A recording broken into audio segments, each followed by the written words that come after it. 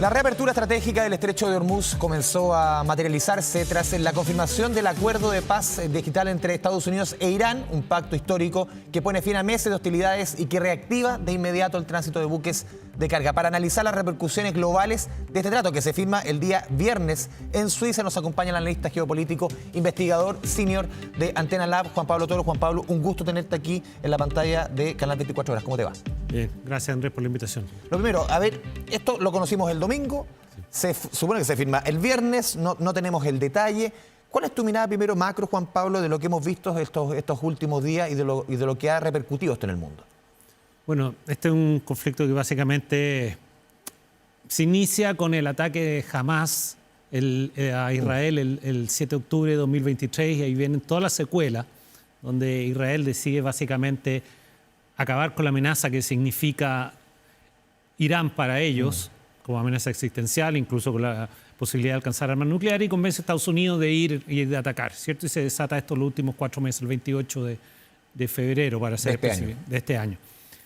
Y en estos últimos días, el presidente Trump ha empezado, y gente de su administración, a dar detalles de un acuerdo que se va a conocer el viernes, ¿no? Y lo que incluye este acuerdo en primera instancia es la apertura del Estrecho de Hormuz, un estrecho por donde pasa el 20% del petróleo que va a los mercados globales, pero que estaba abierto previo a la guerra. Entonces, aquí vemos que un Estados Unidos que tiene que negociar la apertura de un estrecho, es decir, negociar condiciones que antes existían. Entonces, y eso, el mismo país cuyo líder decía que solo iba a aceptar una rendición incondicional de Irán, que había amenazado con destruir una civilización entera. Entonces, hoy día Estados Unidos está negociando. Entonces, eso da la impresión, de todas maneras, que Irán pudo sobrevivir al ataque estadounidense-israelí, pese a que fue decapitado su liderazgo, y que hoy día tiene suficientes condiciones como para obtener cosas a cambio de la apertura de esta vía tan importante. O sea, recojo de tu análisis que aquí, lo conversamos en la previa de la entrevista, en buen chileno, el que tiene el sartén por el mango es Irán, en el fondo. Irán tiene una capacidad negociadora basada en su posición de fuerza que la pudo probar, que es resistente, y que hoy día Irán puede amenazar a todos los países del Golfo con lanzamientos de misiles y a Israel, por supuesto. Entonces, Irán no fue diezmado, fue atacado, sufrió mucho, pero no fue destruido como en un momento dijo Trump que iba a hacer, que básicamente le iban a pedir perdón de rodillas y le iban a pedir la paz incondicional. Y básicamente hoy día Irán está negociando. Y eso, yo creo, para la administración Trump no se ve bien. Y de histórico, no sé cuánto histórico tiene todavía. Acuérdate que el viernes se conocen los alcances. ¿Qué está pidiendo Irán a cambio? Compensación por los daños sufridos. J.D. Vance dijo que no le iban a pagar plata, pero algo tiene que obtener Irán y eso no sabemos. La liberación de los fondos que tienen. Exacto, que es lo que busca. Y por lo demás, esta es una primera fase que en 60 días básicamente tiene que conducir a un tratado definitivo.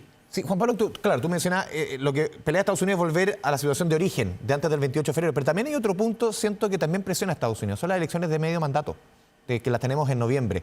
Y ahí, porque una de las principales promesas de campaña de Trump fue, a ver, América para lo americano un poco, o sea, no la doctrina, pero es dediquémonos a la pega nuestra, a nuestro país y no nos metamos en conflictos afuera. Y ha sido todo lo contrario, en el fondo. ¿Cuánto juega esa elección de noviembre para que Trump busque una solución rápida a esto? O sea, la base MAGA, que esta base más dura de apoyo, podría sentirse perfectamente desilusionada porque tenía un presidente que le prometió no entrar a más guerras y entró en una guerra, y una guerra grande, ¿no? No fue un conflicto limitado, no fue ir a capturar a Maduro, ¿cierto? No.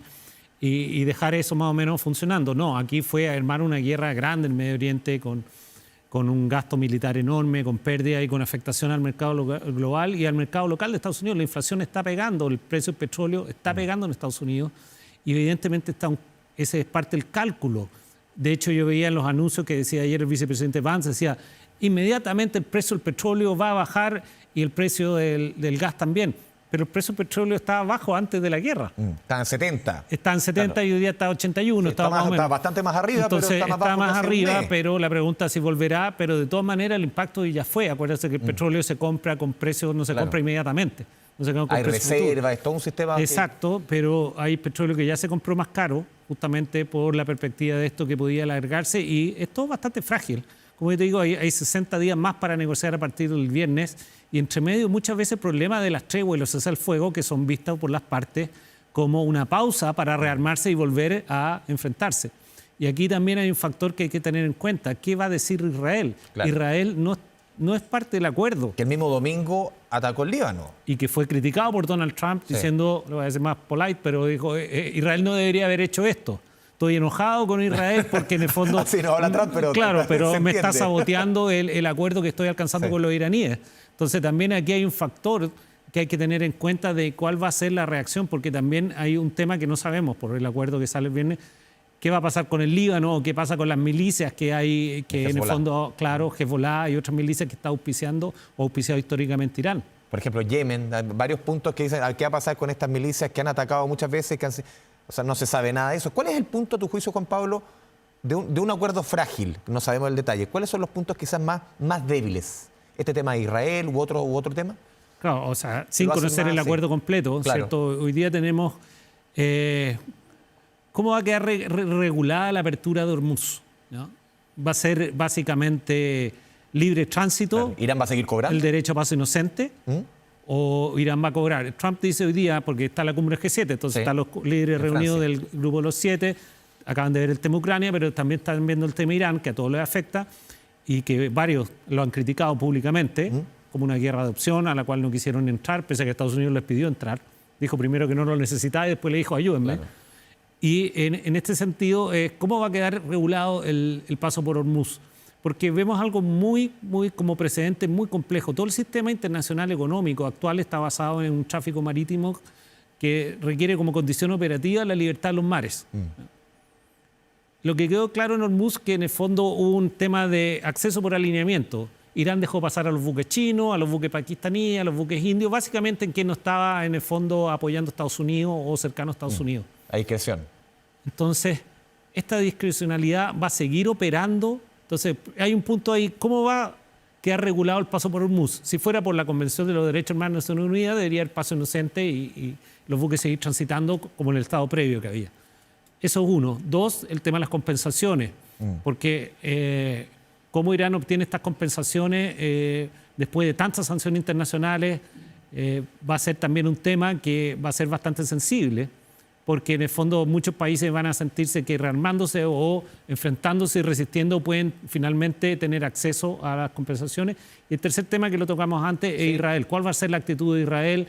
El gobierno de Netanyahu está muy complicado porque en el fondo él es el zar de la seguridad, el hombre que convenció que su país que tiene que ir a la guerra en todos los frentes, está como 5 frentes. ¿Y va a reelecciones ahora? Y elecciones y en medio de procesos donde hay acusaciones por presuntos hechos de corrupción.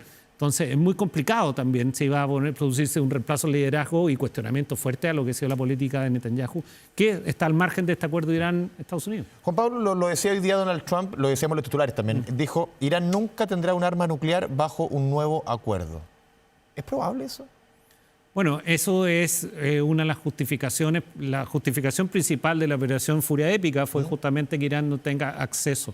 Yo creo que ese es lo que debería darse para que el acuerdo sea viable en el tiempo, pero hay que ver lo que pide Irán. O sea, la guerra se desata ante la posibilidad de que Irán tenga armas nucleares y ojo que acuérdate que hubo la operación Martillo de Medianoche el año pasado en junio, donde fueron los bombarderos B-2, ¿cierto? Y atacaron instalaciones nucleares. En un principio se dijo que el programa nuclear iraní había sido destruido completo. Y no fue así. Pero no fue así, por eso hubo una segunda campaña. Entonces, eso debería ser en el fondo la garantía que espera Estados Unidos y Israel, por supuesto, para que haya algo sostenible en la materia. Juan Pablo, ¿hay un rebaraje del escenario en Medio Oriente tras estos, claro, del 7 de octubre del 2023 claramente, pero en este episodio particular, en este conflicto? De todas maneras, o sea, esto ligado totalmente al 7 de octubre, piensa que entre medio cayó el régimen sirio de Bashar al-Assad, una dictadura que lleva a los 80. Entonces, lo que estamos viendo aquí es una nueva arquitectura de poder en Medio Oriente, donde, cierto, un Irán que ya era poderoso quedó probadamente como poderoso y que Irán siempre amenazó con cerrar Hormuz en caso de guerra y probó que lo puede hacer y poner en entredicho la navegación por ahí y básicamente eso es lo que da la capacidad negociadora. Tenemos un Israel que probó tener una capacidad militar formidable para pelear muchos frentes, pero también solo hizo más enemigos.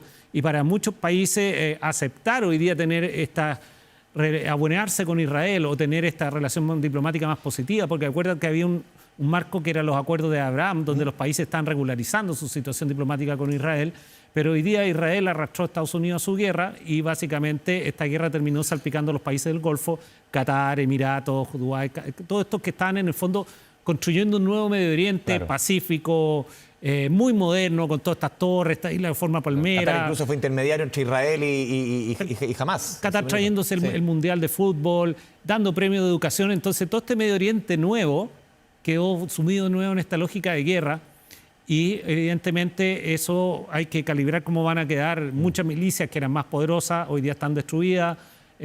La Autoridad Nacional Palestina tiene una oportunidad de reconstruirse no solo en Cisjordania, sino en Gaza, de donde fue sacada por Hamas. Entonces hay una nueva arquitectura de poder que se está configurando y de la cual este acuerdo entre Irán y Estados Unidos va a ser clave para ver en qué posición queda Irán y básicamente los rivales de Irán, que no son pocos, todos los que fueron atacados, claro, evidentemente van a quedar con cuentas pendientes. ¿Y cómo miras también, claro, los efectos en nuestro país? Ayer escuchamos al ministro Quiroz hablando del tema de los combustibles, que van a caer el jueves 100 pesos por litro, el diésel un poco más. Todo depende de lo que suceda también con este acuerdo. Entre semanas más podríamos tener noticias similares. ¿Son buenas noticias para Chile en términos en ese ámbito o todavía no da para, como uno dice, esto es para aplaudir, ¿no? ¿No da? No, yo creo que hay que ser cautos porque la fragilidad misma que tienen todas las treguas está de 60 días mientras se llega a un acuerdo definitivo. Segundo, esto es una prueba más que los países que somos importadores netos de hidrocarburos tenemos que acelerar la transición verde. Por último, si no te gustan los fines ecológicos, si te gusta cuidar tu billetera. Entonces, claro, en el fondo hay muchos argumentos para acelerar la transición verde. Un país productor de cobre, por eminencia también es... Exactamente, pero tenemos que tener mucho menos dependencia de hidrocarburos para ser menos sensibles a estos shocks que se producen por guerras definitivamente y que nos están afectando. Entonces yo sería cauto y habría que ver si va a volver el barril a niveles de preguerra. Porque acuérdate que los presupuestos nacionales, por ejemplo, se hace calculando precios de barriles donde no estaba esta posibilidad de guerra incluida. No sé con qué precio de barril se calculó, ¿cierto?, las posibilidades de inflación, pero si tú ves todos los indicadores últimos que está dando el Banco Central, las calificadoras de riesgo ya hablan de un crecimiento de 2 o menor de 2 para Chile y una inflación más alta de la que se esperaba al inicio del gobierno sin guerra, ¿no? Pero de todas maneras, las perspectivas mundiales en términos económicos, esa incertidumbre, claro, se aplaca un poco, pero como dices tú, no se acaba. No se acaba y si tú ves, por ejemplo, indicadores de largo plazo como el VIX, que es un indicador de volatilidad, ¿cierto?, basado en las acciones más importantes del S&P en Estados Unidos, y lo ves en el largo plazo, y no los eventos, la volatilidad en el fondo está aumentando por esta guerra, la de Ucrania, la guerra arancelaria, o sea, el Liberation Day de Trump, la alza de aranceles, ¿cierto?, unilaterales que de vez en cuando lanza. Entonces, esto hace parte de un panorama general de incertidumbre que va a tener que ser incorporado, ¿cierto?, a la economía chilena, que va a tener que identificar dónde están los factores de riesgo, cómo poder mitigarlo y dónde tratar de reducir la exposición justamente a ese riesgo con nuevas estrategias, ¿no? Juan Pablo, ¿cómo ves la figura de Donald Trump en esta negociación? Porque uno dice, si es que a Donald Trump aquí, no sé, las elecciones de medio tiempo no le va bien y sus últimos 2 años es una caída, un hombre quizás, un tipo como Trump contra las cuerdas puede ser aún más peligroso. Sí, pero lo que pasa es que hay que sacar una consecuencia. O sea, la elección no solo va a medir la popularidad de Trump, que sí lo va a medir. O sea, toda elección que ocurre dentro de un gobierno, sin ser la presidencial, es un plebiscito sobre el gobierno, finalmente. Si al gobierno le va bien, generalmente a sus propuestas le va bien en un referendo, a sus candidatos le va bien en una elección, ya sean alcaldes, congresistas. Entonces, sí va a medir la popularidad del gobierno actual, pero también tiene efectos inmediatos, porque en el fondo el presidente de Estados Unidos tiene mucho poder hacia afuera, pero menos poder interno. Y en ese sentido, si cambia la correlación en el Congreso y el Congreso, los demócratas, por ejemplo, recuperan la Cámara, el Senado está mucho más en duda, van a tener mucho más instrumentos para frenar muchas iniciativas de Trump. Claro. Cosa que ya han venido haciendo, por ejemplo, las Cortes con el tema de los aranceles. Pero él, en términos bélicos, al Congreso no le pregunta nada. no le pregunta nada, y por eso esto no son guerras, son operaciones militares especiales, que es una nomenclatura que ocupan los rusos también, porque en el fondo es una forma de no Con pedir Ucrania permiso. eso. Claro, Sí, es una forma de no pedir bypasearse al Congreso. Exactamente. Entonces estas elecciones de medio tiempo o medio término van a ser muy importantes para también ver el estado de popularidad de la administración, pero también le van a poner más los pesos y contrapesos, más contrapesos a una administración que ha actuado en el fondo de forma muy unilateral, de forma muy poco negociada, porque Trump llegó con un poder inédito, una gran votación popular que nadie desconoce, pero con una Corte Suprema muy favorable y también con las dos cámaras favorables. Entonces, una acumulación entre popularidad con dominio de los tres poderes por parte del Partido Republicano que no se da hace mucho tiempo. Juan Pablo, muchas gracias por este espacio con Canal 24 Horas. Muchas gracias, Andrés.